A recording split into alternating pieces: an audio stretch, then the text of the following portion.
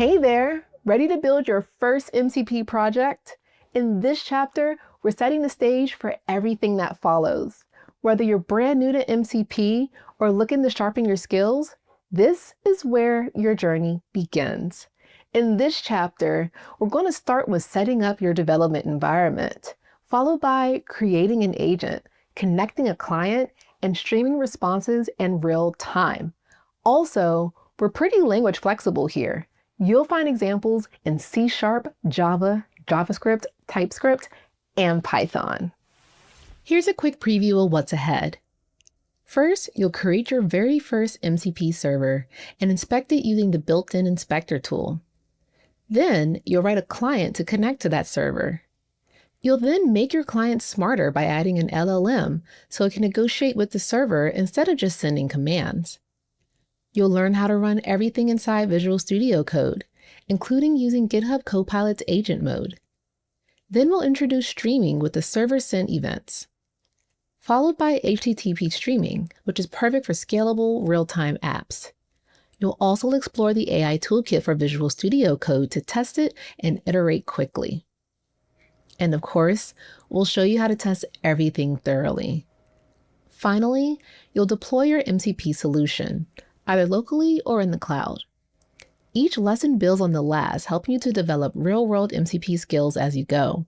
You'll be working with official MCP SDKs for each supported language. These SDKs handle a lot of the heavy lifting, so you can focus on building your service functionality, not worrying about protocol details. And yes, they're all open source. Before you dive in, make sure your development environment is ready.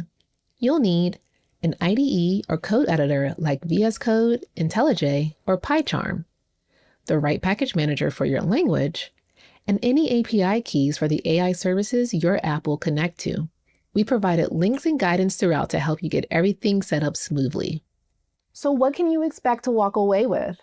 By the end of this chapter, you'll be able to build and test your own MCP servers, connect clients with or without LLMs, stream content from server to client, and deploy your project to the cloud.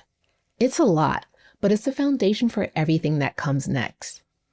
Each language also comes with a simple calculator agent to help you practice. These aren't just hello world examples. Each one gives you hands-on experience with tools, prompts, and resources. And if you ever get stuck, we've got plenty of resources, sample apps, official documentation, and even full walkthroughs on Microsoft Learn. So that's your starting point. By now, you should have a clear picture of what MCP is, how it's structured, and how to set up yourself for success. In the next chapter, we're going to shift from setup to real-world usage, looking at how MCP is applied to practical scenarios and what it takes to build something useful with it. I'll see you there.